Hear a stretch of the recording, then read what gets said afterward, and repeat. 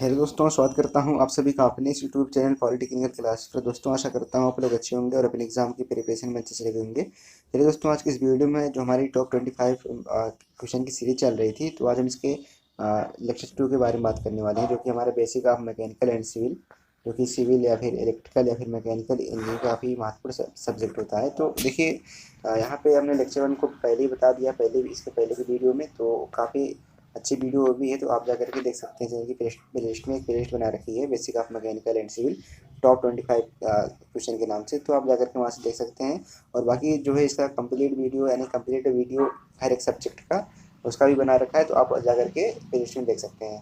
तो दोस्तों, यदि आप चैनल पर नए हैं, चैनल को सब्सक्राइब कर लें और बेल आइकन को प्रेस कर दें, ताकि जो भी वीडियो या फिर इन्फॉर्मेशन एग्जाम से रिलेटेड हो आपसे मिस ना होने पाए। बाकी देखते हैं क्वेश्चन नंबर 1 क्या दिया गया यहाँ पे कि प्रथम श्रेणी की ईंटें होती हैं। अब देखिए, प्रथम श्रेणी की ईंटें कौन कौन सी होती हैं आपको बताना है।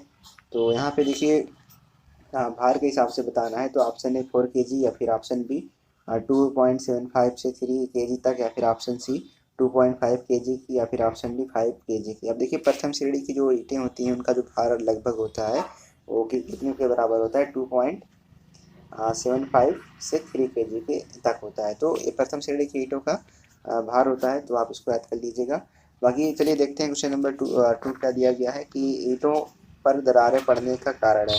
अब देखिए, ईंटों पर दरारें पड़ने का क्या कारण है, क्या वजह है। तो देखिए, ऑप्शन ए दिया गया है बालू, ऑप्शन बी चूना, या फिर ऑप्शन डी Al2O3 एल्यूमिना, या फिर option D none of this. देखिए, ईंटों पर जो दरारें पड़ती हैं वो किसके कारण पड़ती हैं, जब एल्यूमिना की मात्रा ज़्यादा हो जाती है, यानी कि Al2O3 की, तो ईंटों पर दरारें पड़ने लगती हैं। तो इसलिए यहाँ पे इसका ऑप्शन सी राइट होगा।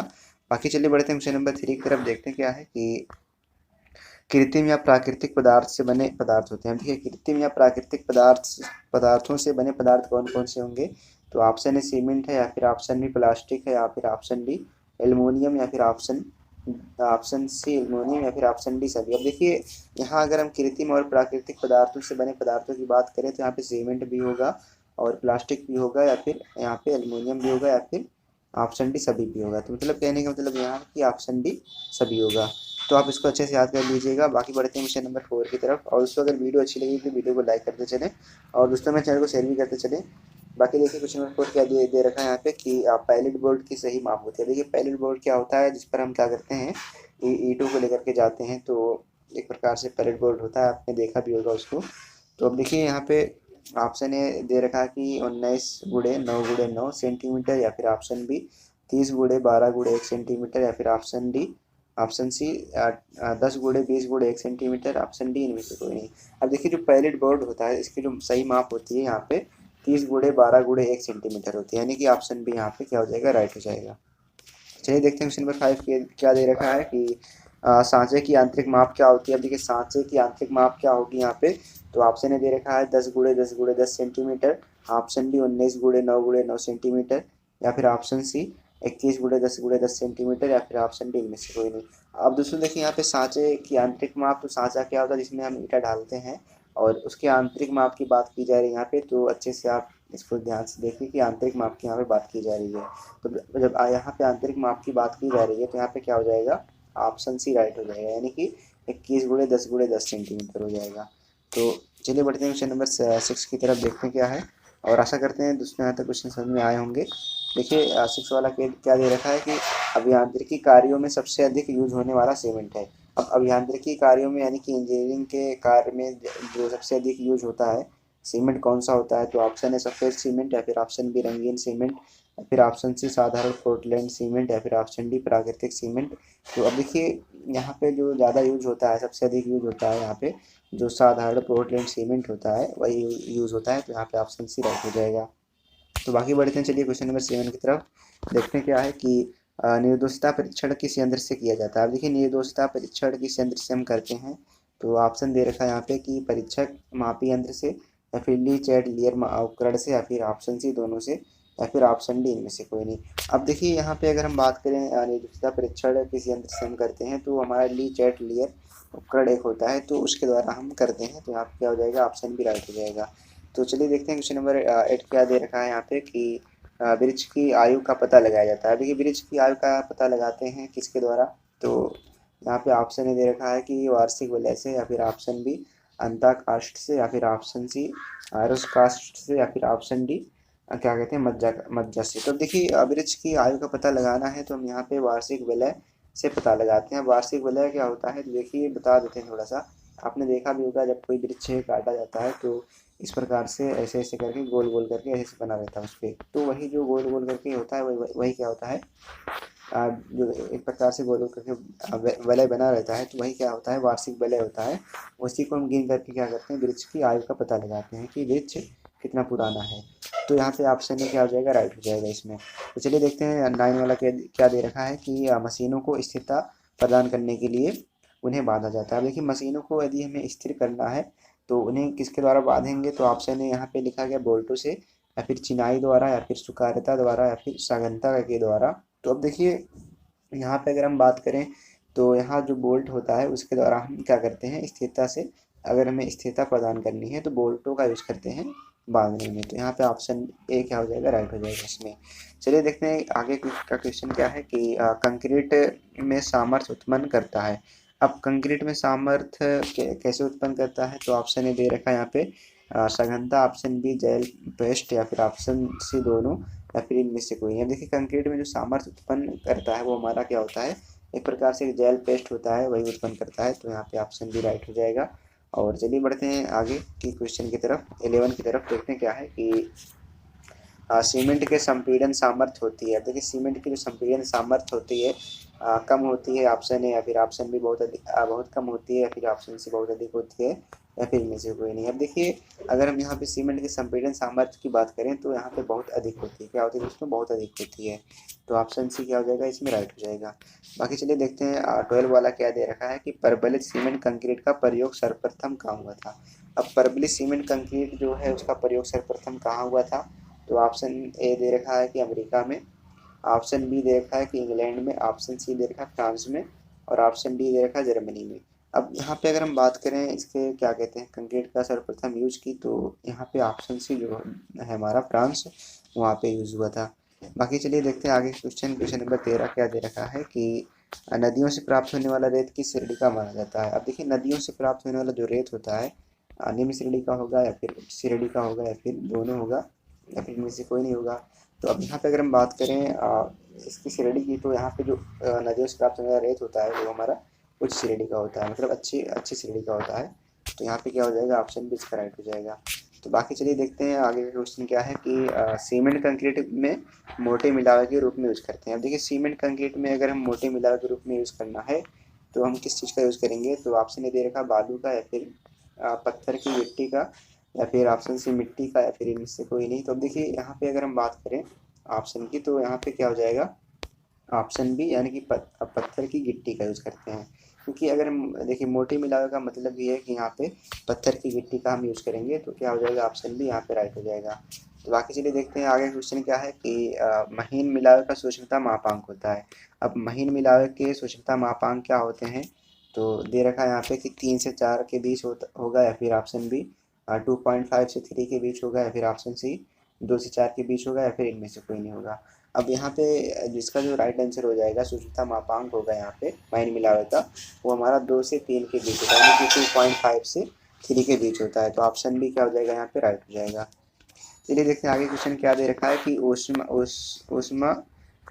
ऊष्मागतिकीय निकाय है। देखिए यहाँ पे थोड़ा सा सही नहीं लिखा है तो उसको आप सही कर लीजिएगा। यहाँ पे लिखा गया कि ऊष्मागतिकीय निकाय है, तो मतलब कहने का यहाँ पे है कि कितने टाइप के होते हैं ऊष्मागतिकीय निकाय। तो ऑप्शन ए बंद निकाय, या फिर ऑप्शन बी खुला निकाय होता है, या फिर निकाय क्षेत्र होता है, या फिर ऑप्शन डी ए और बी दोनों होता है। अब देखिए ऊष्मागतिकीय निकाय इसमें कौन कौन से हैं तो आपको बताना है। ऑप्शन ए देखिए बंद निकाय लिखा गया है, और ऑप्शन बी खुला निकाय लिखा गया है, और यहाँ पे ऑप्शन सी निकाय क्षेत्र है।